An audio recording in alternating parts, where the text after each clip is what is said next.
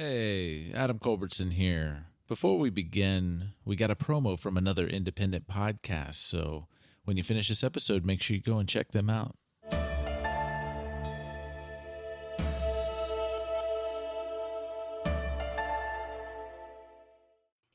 Everybody has a story, and not all of those stories are clear black and white issues, even when we think they are. We wonder, how did this happen? Or what is that like? Or what happens next? Are you sure you really want to know? This is Ignorance Was Bliss at IWB Podcast.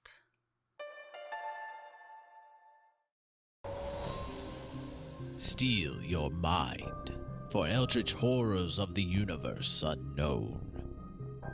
For what is to follow is a tale of intrigue, mystery, and madness. You're listening to Microphones and Monsters.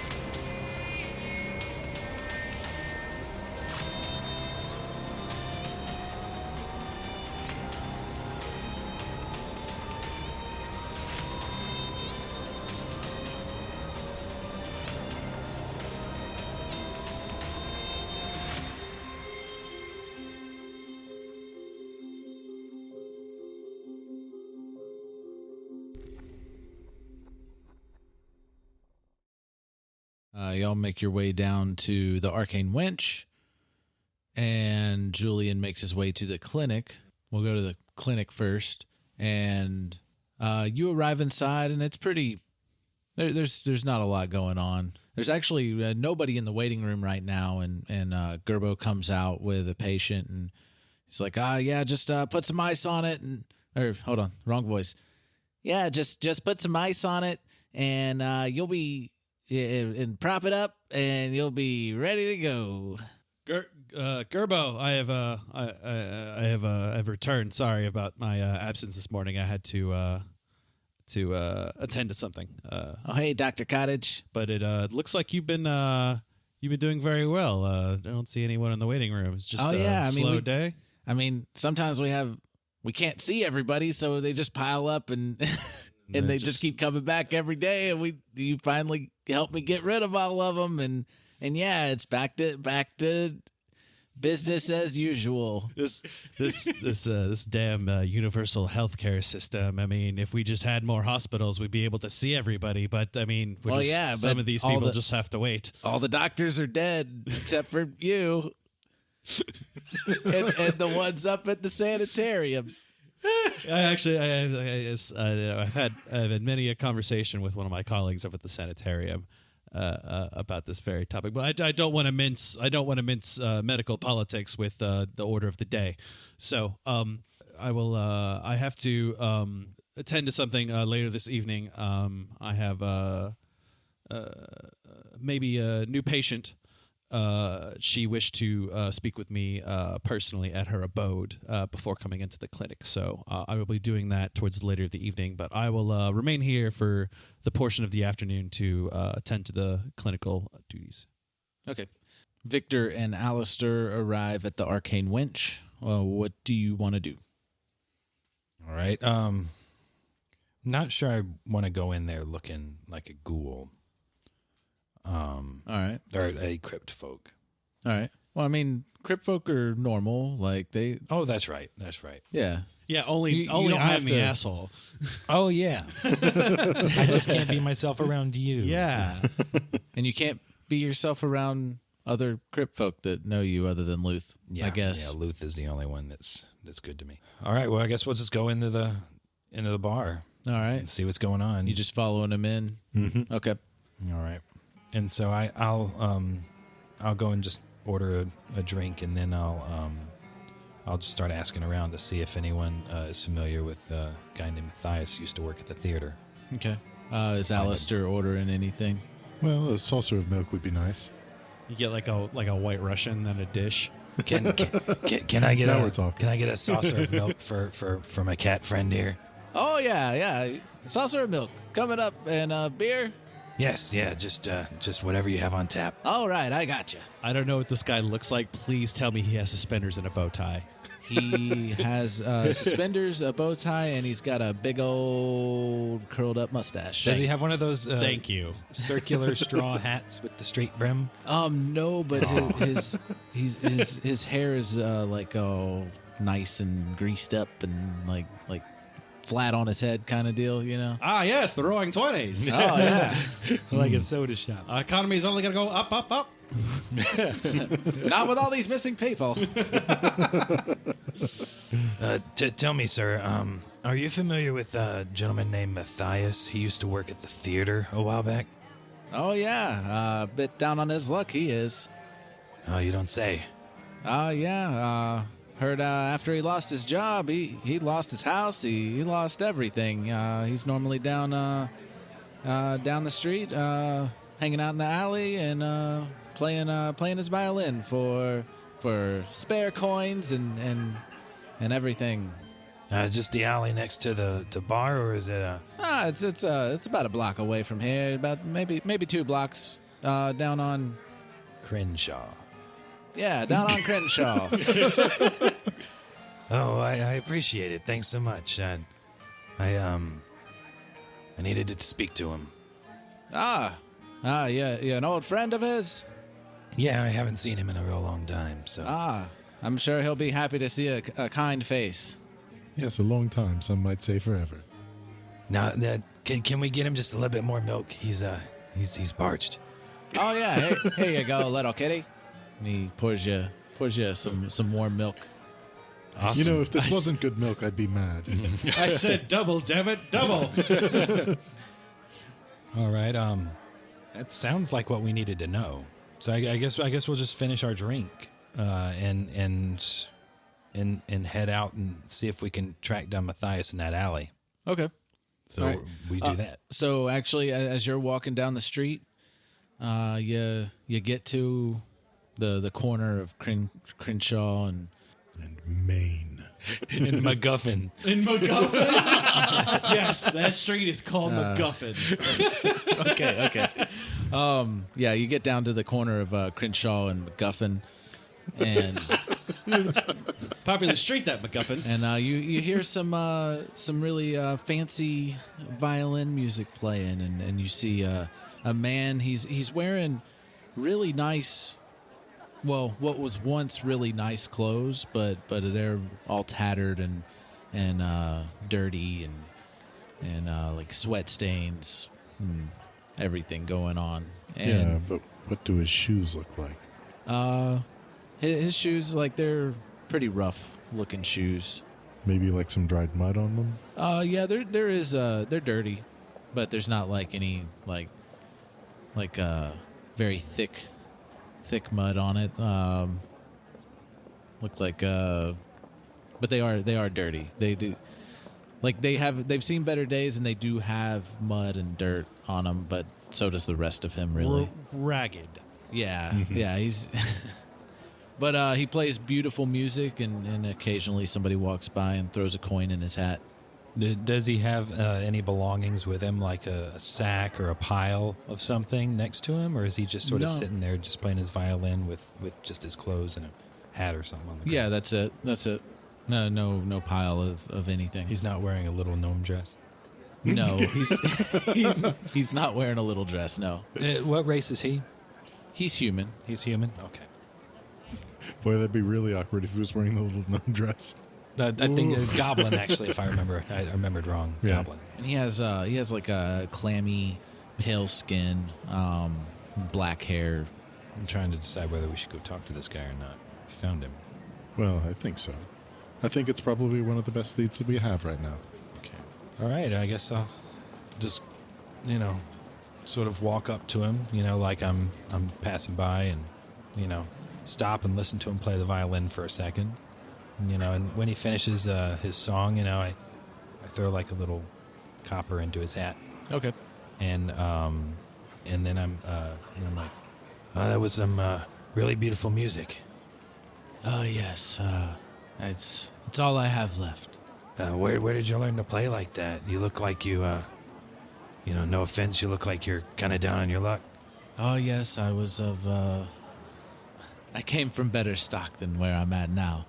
Yes. I grew up playing the violin like my father, and it's like I said, it's the only thing I have left. You look a little familiar. Did you used to work around here? Oh, I was part of the orchestra at the theater. Oh, yeah. So I'm assuming you don't work at the theater anymore. No. It's a shame. We were actually, me and my friend here. We were. Points to a cat. Oh, you're friends with a cat. Yes, he's one of those Dreamlands cats. So he's more than a cat. Yes, and he is very lucky to consider myself his friend. What did he say? He said that I was lucky to consider myself his friend. Oh, okay. I do feel that way. Okay. I don't have too many friends. You really aren't that bright, are you? No.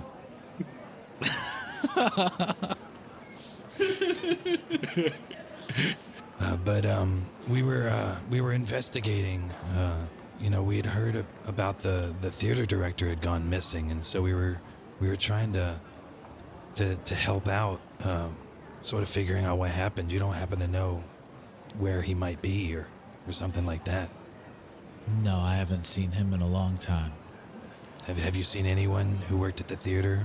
Like one of the other actors or anyone who worked backstage or anything like that?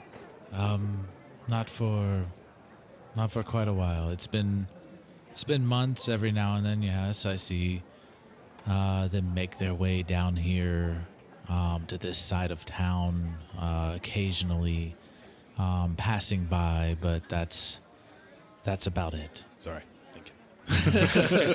You can cut out the pauses. It's fine. No, yeah, I do. The magic of editing. I'm trying to figure out how to ask about the dress Why don't you just ask about her? because I'm scared it might be a trigger. That sounds like not my problem. There was another person that the elf at the theater had mentioned, a Gertie. Have you had any contact with a Gertie? His eyes kind of light up. Ah, yes, dear Gertie. He starts kind of getting lost in thought, and he's like, no, I haven't seen her in just as long. I haven't seen her since I left the theater. And when was that? Last night? A few nights ago? He's talking to me. Yeah, he was wanting to know if you had happened to be near the theater the other night.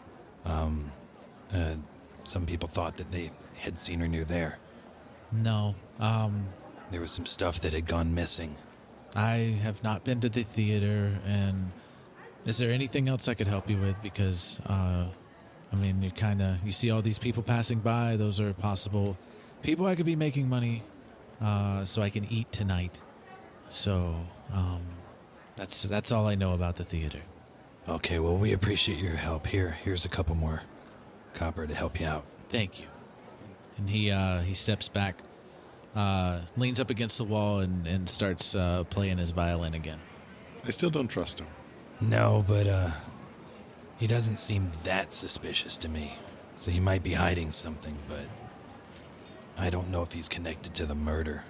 Yes, but what else might he be connected to? Creepy violin music. See, was that so hard? No, but I'm guessing y'all have walked away. yeah, we this walked point, away yeah. from the. We walked away. We're not just having this conversation. So I just piss in the dude's hand and call it rain. Jesus Christ.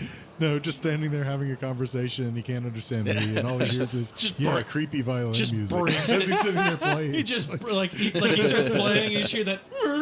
No, we walked around a corner or something. Okay. So he wouldn't hear us. Yeah, I didn't think provoking him in broad daylight would do any good. Well, do what it may, it at least gives us some idea of his character. Yeah. All right. So we go back to the clinic. Yes. So I'm looking it up right now, but I would like to, with time between patients and stuff like that, I would like to create one of my elixirs. Okay. Yeah, go for it. Yeah, because you didn't create one after a long rest, so you're good to create one. It's a D6. I'm pulling it up right now. So hold on. Wait, do I create it and roll the effect, or do I just create it and then when I use it, I find out? No, you roll it when you create it. Okay. All right. I'm rolling a. You know what you have before you rolling. Yeah. Go. I didn't know if it was like that crazy. All right. I'm rolling a D6 right now. It is a 4. So that would be an experimental elixir of boldness. A drinker can roll a D4 and add the number rolled to every attack roll and save throw they make for the next minute. Oh shit, that's good. Yeah, that's pretty good. It's the opposite of the Bane. Yeah, from last session. Can we run into any more creepy frog? I should cancel it out. I should probably name this. I think I will name. Oh, it's already got boldness, so yeah, I'll just call it an elixir of boldness. Okay. How very bold. Yeah. It's got a bolder flavor. Yes. Now with 100% more vitamin C. So after you finish making your elixir of boldness, and you I'm guessing you're putting it in a pouch, or yeah. I'm gonna keep it on myself. Okay, or your satchel, or I don't know what you have. I got a Dungeoneer's. Is it a Dungeoneer's pack? I think I have some sort of pack. I'll throw it in there. Okay. There's a knock on the door at the clinic, and then somebody walks in. But they just knocked on the door and then just walked in? It's unlocked. Oh, yeah. It's the clinic. Gerbo. But they knocked first. They were very polite. Gerbo, I'm busy. Can you see who's at the door? Yeah, they're asking for you, doctor. 1 second. And I'll just, wrap up what I was doing and then head to the front. Yes, what is it? There's a woman. There's tear stains down her face, and she looks at you. She's got tan skin, brown hair, green eyes, very, very fine clothing. Mm-hmm. And she's like, "Doctor, I was told by the sheriff that you may have my husband here. My name is Astra Creel." Yes, we do have your husband here. What did the sheriff tell you exactly?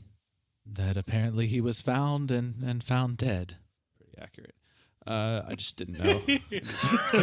usually, yep, dead. Usually he'll embellish some things. I just want to make sure he wasn't saying something like, torn asunder or slain or anything like that. Yes, he is unfortunately expired. Gerbo, if you would watch the front, please. I would like to take the miss back so she can view and properly identify the body. Yeah, you got it, boss. Thank you.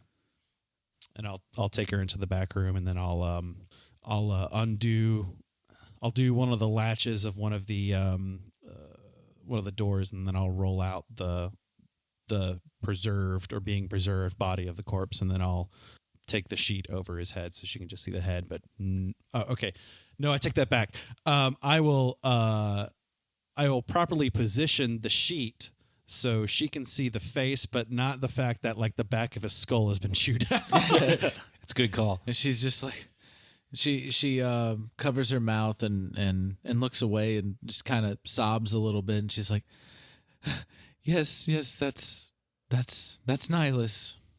Terribly sorry for your loss. Just a moment. I know it is. I know you need some time to cope and figure out your next steps. I just would like to ask the manner in which your late husband expired was rather peculiar. Did you happen to notice anything suspicious or alarming in the days before he passed? No.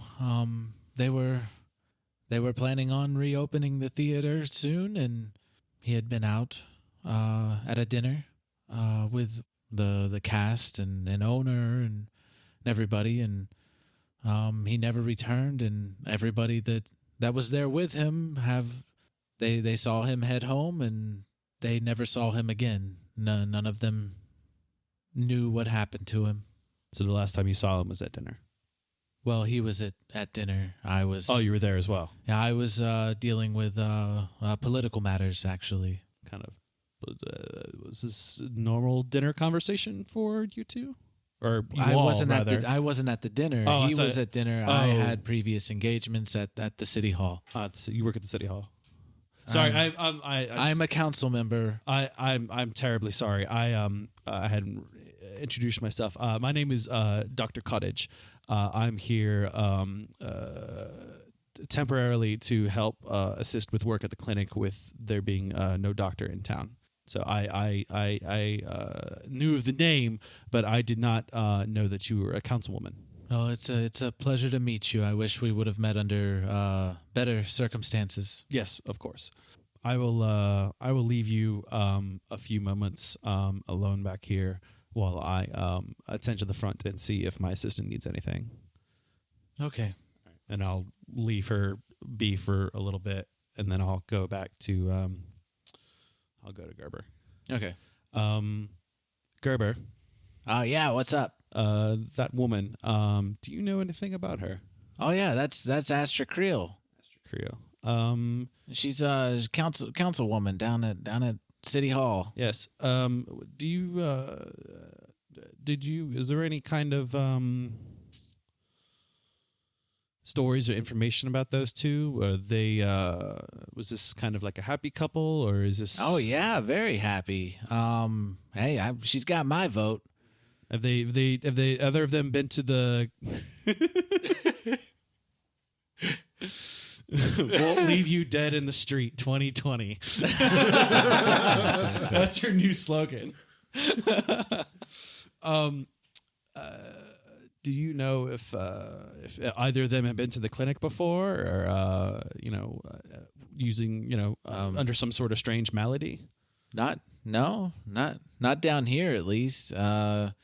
I mean, there was a everybody's coming down here right now, but before I arrived is what I'm trying to get to. No, she hasn't been in here. Oh, what about the late husband? No, nothing. I haven't seen him other than like at the theater. I've been up there, like save up a little bit. And yeah, but nothing. Get to go. Yeah, nothing here. Okay, well, I'll need to head back, and I'll make arrangements with the councilwoman to how they wish to intern Nihilus. Yeah, you want me to contact the mortuary and get somebody sent down here? One of the crypt folk. I will defer to her with that decision. She may have other plans. Okay. We usually here's a flyer you can give her. So your husband is dead. It's got like the pearly gates, and it's just got like golden letters and stuff like that on the front of the pamphlet. Yeah, it's actually really cool. Like you look at it, like they'll do a statue like of like a memory they had together, or like a painting or music. Like they're brilliant artists, the crypt folk, and they turn people's memories into these wonderful things for the people that are left behind. Wonder if they would orchestrate a play about everything that happened, a fine tragedy, if you will. Interesting. What would you call it? What to expect when you're expecting a funeral? I don't know. I'll think about that for a second. Okay, I will. I'll head to the back room and speak with the councilwoman. And as you're walking in, you see her just covering up his face. Councilwoman, I would ask, how would you like preparations for internment? Is this a burial affair? Is this a matter for the donation to the crypt folk? Yes. Just like everybody else, really, we go through the crypt folk, and it's a better way for things to be handled. Okay, I will make arrangements with that, and then one of their representatives will be in touch with you. Okay, thank you. Is there Is there anything else you need from me, Doctor? What is your impression of one Sheriff Shotgun? I have not been in town very long, but I have I don't know, bad feeling. Something rubs me the wrong way about him. Ah, yes, he's very brutish, but he gets the job done. How long has he been in town? In his station, I'm sorry. I mean, for the past like 10, 12 years. 12 years. What's your confidence level with the sheriff? With the I know there's a string of missing persons. Do you feel like the sheriff is doing everything within his power to find out what's going on? I always see him out investigating, asking questions. This string of missing people is very recent, and before this, we were quite peaceful. And anything that happened, he'd take them in. It may be out of my station to ask, but when the string of disappearances started, did you notice any kind of change in the shotgun's behavior, appearance, mannerisms? Other than being ran a little thin and stressed out, he's the same old shotgun he's always been. I don't know. He's even lost a few deputies. I think it's just him and Chandira now. Did not know that. Okay, he came. I was not prepared for his brutishness. I was a little off put by it. Okay. Thank you. I will go ahead and make the arrangements, and like I said, one of the crypt folk will be in contact.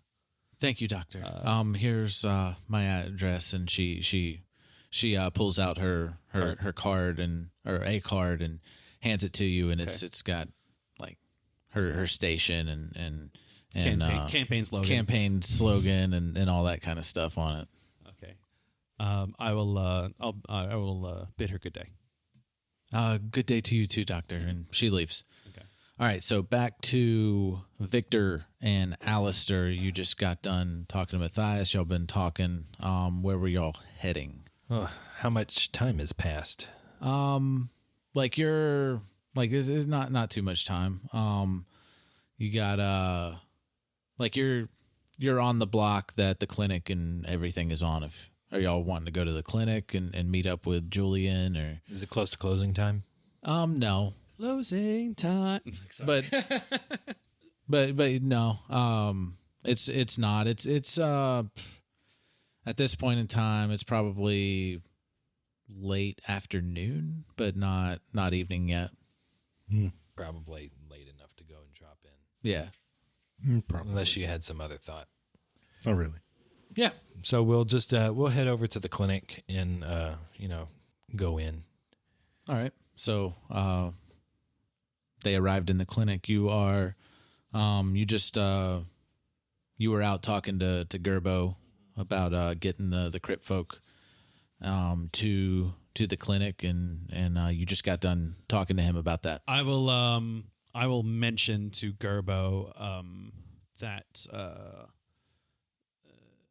would Julian yeah, because when I first talked to Victor told me about how you tried to eat Nihilus before, and that's when you started having the weird visions and things. Yeah, right? yeah. That's when I had the vision of his memory. I will warn Gerbo to tell the crypt folk that probably be careful trying to eat this, as it had an adverse effect with one of the crypt folk already. I don't know if there's anything they could do to cleanse the corpse, or maybe it needs to sit out for a while or something and cure. I don't know. Caution, extra spicy. Yes. Okay. Yes.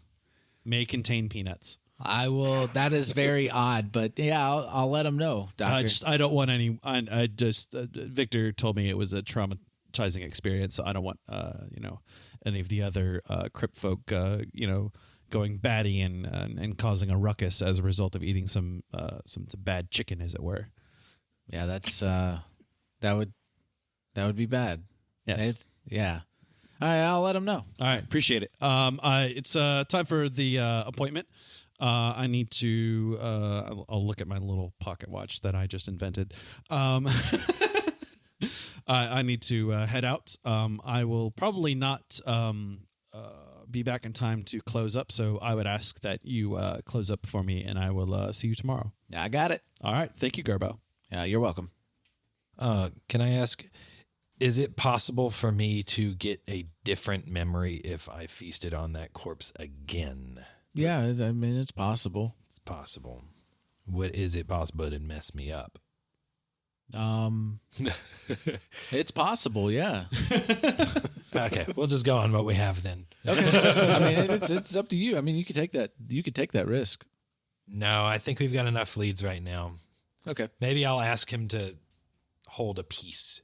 Just Just a little fillet. carve off a piece right near the other carving so that we still have some of it just in case we need a Hail Mary. He needs a snack. Yeah, can I retroactively like take a sample just to have on me just in case we want to revisit that situation? Or Yeah, I would say that's in your character. Okay. to have done that. Yeah. Well, I would have probably done that for other reasons. Yeah, that's what I'm saying. yeah, It's yeah. probably in your character to do that. Okay. Yeah. All right, I'll do that. Yeah, so I'll have a sample on hand. Cool. All right. So y'all were all back together. You just walked out, and with you saw them come in, and you walked out with them, and all of you are outside the clinic right now. What do you want to do? Gentlemen, while you were away attending to your errands, I spoke with the recently widowed widow of Nihilus. Came in to the clinic to identify the body.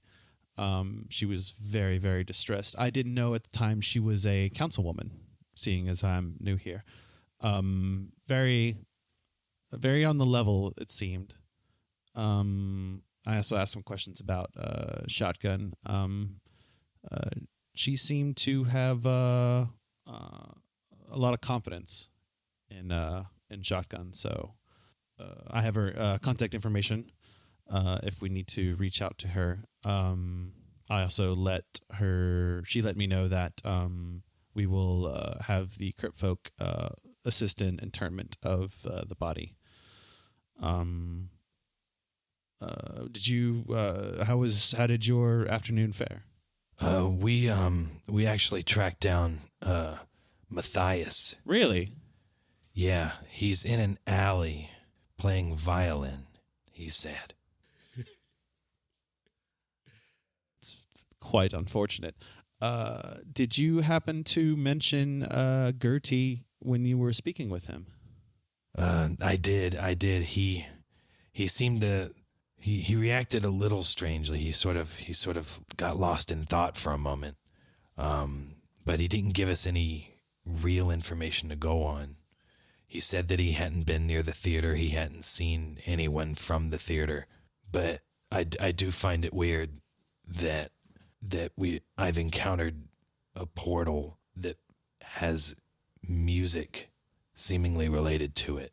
When you were listening to him play, was it reminiscent of that experience?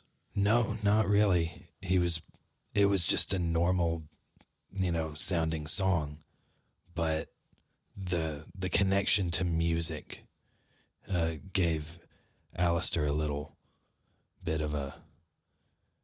Do I see the cat like raising an eyebrow?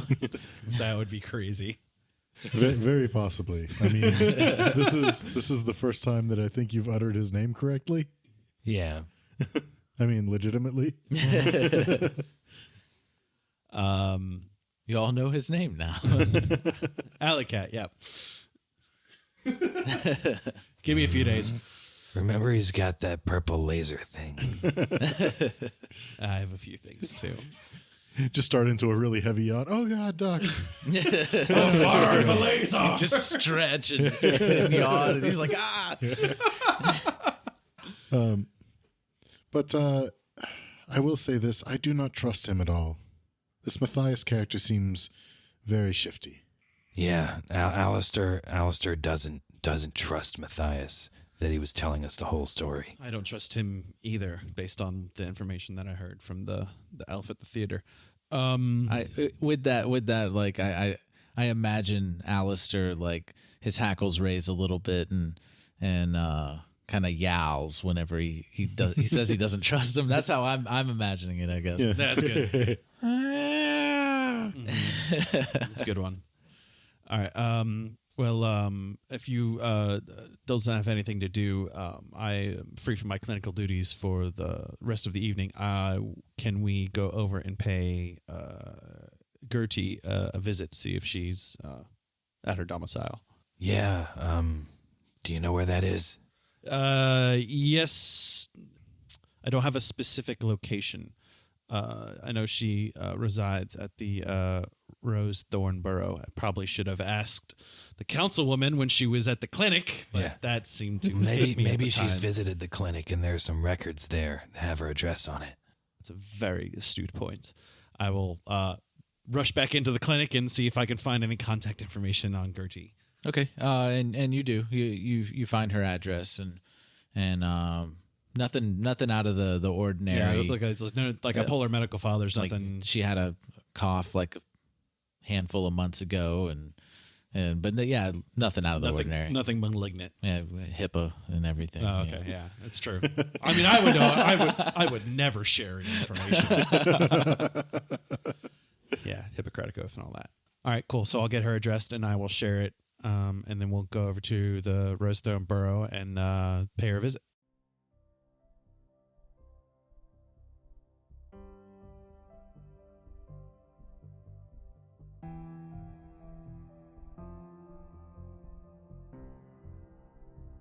Oh man, are they starting to figure it out?